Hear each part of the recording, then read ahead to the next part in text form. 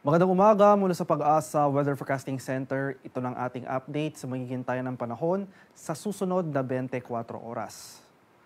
Wala pa rin tayong binabantayang low pressure area o sama ng panahon sa loob at labas ng ating Philippine Area of Responsibility na maaring makaapekto sa ating bansa sa mga susunod na araw.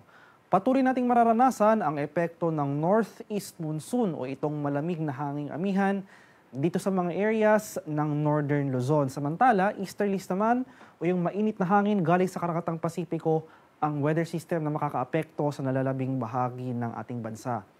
Kaya for the next 24 hours, magpapatuloy itong maaliwalas sa panahon sa buong bansa, kabilang na dyan ang Metro Manila. Asan pa rin natin yung mga tsansa ng light rains o pag-ambon na dala ng amihan dito sa areas ng Northern Luzon.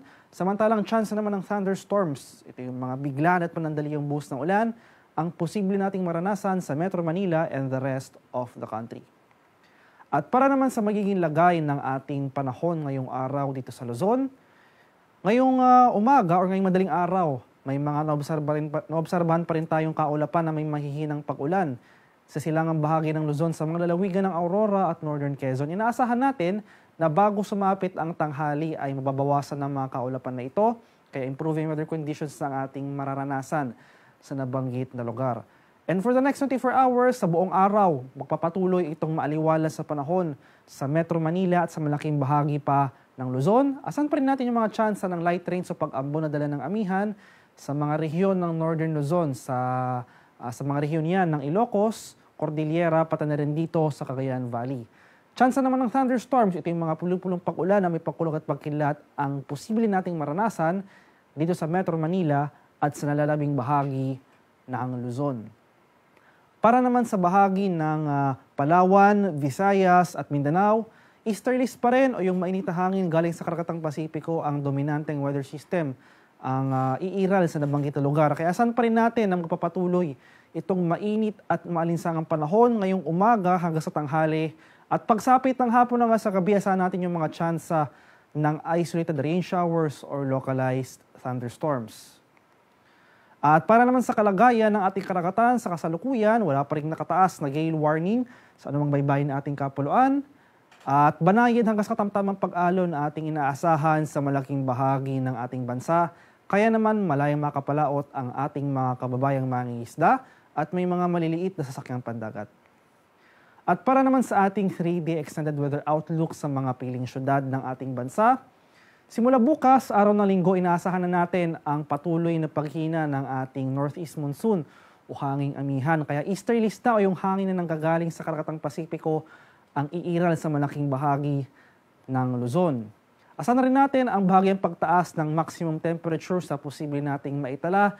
Kadalasan na itatala itong maximum temperatures pagsapit ng tanghali hanggang sa hapon sa mga areas na ito sa Metro Manila, Baguio City at Legazpi City. Temperature forecast para sa Metro Manila sa susunod na 3 araw, posibleng maglaro mula 24 to 32 degrees Celsius. 15 to 24 degrees sa Baguio City at 24 to 31 degrees Celsius dito sa bahagi ng Legazpi City. Sa bahagi naman ng Visayas, easterlies pa rin or magpapatuloy pa rin yung epekto ng easterlies sa nabanggit na lugar. Asan pa rin natin itong mainit at malinsangang panahon, generally fair weather conditions. Magdala pa rin tayo ng pananggalang sa ulan na dulot ng thunderstorms. Ito yung mga panandaliang pag-ulan, kadalasan sa hapon hanggang sa gabi.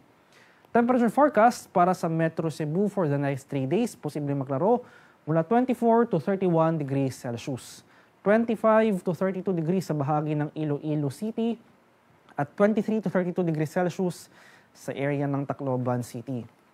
And the same case rin na ating mararanasan sa malaking bahagi ng Mindanao, easterlies pa rin ang dominanteng weather system ang iiral. Asan pa rin natin yung mas mataas na tsansa ng kaulapan sa silangang bahagi ng Mindanao, so sa mga areas yan ng Caraga at Davao Region. Gayunpaman, hindi naman magtatagal yung mga pag-ulan na ito, kadalasan mararanasan natin yung mga tsansa ng thunderstorms pagsapit ng hapon hanggang sa gabi. Temperature forecast para sa Metro Davao for the next 3 days, posible maglaro mula 24 to 34 degrees Celsius. 23 to 31 degrees sa bahagi ng Cagayan de Oro City at 24 to 34 degrees Celsius sa bahagi naman ng Zamboanga City. Ang haring araw dito sa Kamanilaan ay sisikat mamayang 6:03 ng umaga at lulubog naman mamaya sa ganap na 6:07 ng hapon. At para sa ragdag impormasyon tungkol sa ulat panahon, lalong-lalo na sa mga thunderstorm advisories na posibleng i-issue ng ating mga Pag-asa Regional Centers sa ating mga lokalidad, ay i-follow kami sa aming social media accounts at DOST_Pag-asa. Mag-subscribe rin kayo sa aming YouTube channel sa DOST Pag-asa Weather Report at palaging bisitahin ang aming official website sa pag-asa.dost.gov.ph. At yan naman po ang latest mula dito sa Pag-asa Weather Forecasting Center. Magandang umaga sa ating lahat. Ako po si Dan Villamil Lagulat.